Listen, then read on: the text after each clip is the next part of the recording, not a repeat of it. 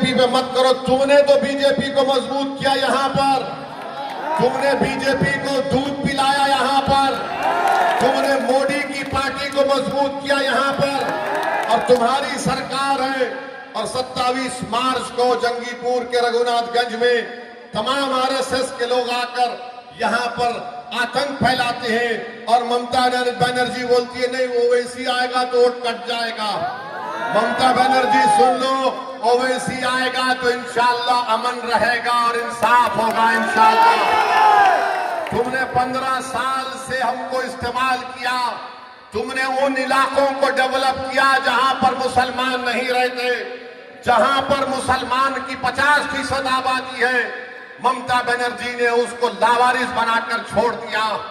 एक तरफ बीजेपी कहती है कि हम घुसपैठिया है, दूसरी तरफ ममता बनर्जी हमसे कहती है कि मैं जब तक जिंदा रहूंगी मुझे वोट दो। और ममता बनर्जी का एक बयान मुझे किसी ने भिजाया, पिछले साल ममता बनर्जी ने कहा कि अगर मैं अपने स्कीम को बताना शुरू कर दूं तो कुरान खत्म हो जाएगा, इतना लंबा मेरा स्कीम है। ममता बनर्जी अहंकार का तुम शिकार हो चुकी हो, तुम अहंकार में डूब चुकी हो, तुम नहीं जानते कुरान क्या है।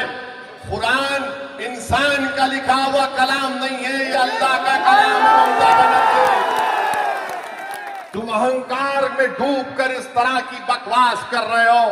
इंशाअल्लाह ताला जो अहंकार में डूबते हैं कुदरत उनका इंतजाम करती है। तो मेरी आप तमाम से गुजारिश है। और फिर ममता बनर्जी के दौर में करप्शन तो आम हो चुका है। करप्शन कट मनी देना पड़ता है। कितना कट मनी देगा गरीब? पूरा टीएमसी का लोग कट मनी दो, कट मनी दो।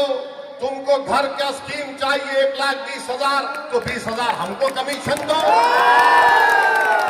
कमीशन भी दो और वोट भी दो, और फिर बर्बादी हमारा मुस्तकबिल बनाकर छोड़ दो।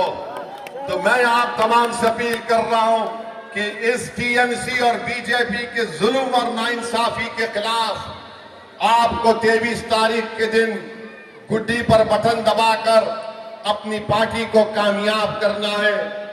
मीम पार्टी यहां पर आई है, हम छोड़ के जाने वाले नहीं हैं।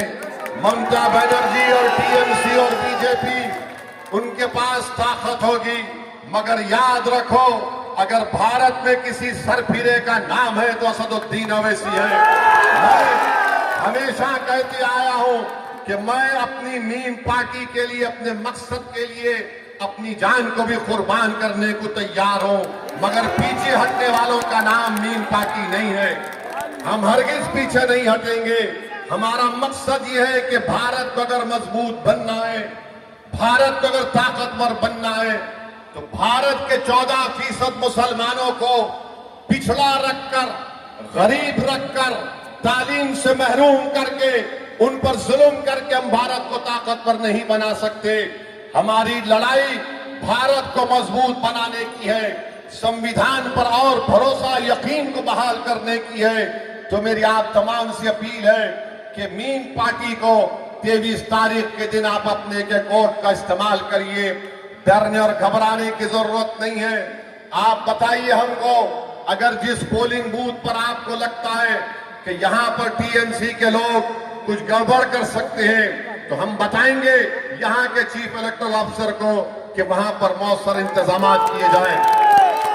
तो मेरे अजीज दोस्तों और बुजुर्गों, मैं आप तमाम से इजाजत चाहता हूं और इस उम्मीद पर आज जा रहा हूं कि 23 तारीख के दिन आप तमाम लोग अपना एक एक वोट मीम पार्टी को गुड्डी के निशान पर देंगे।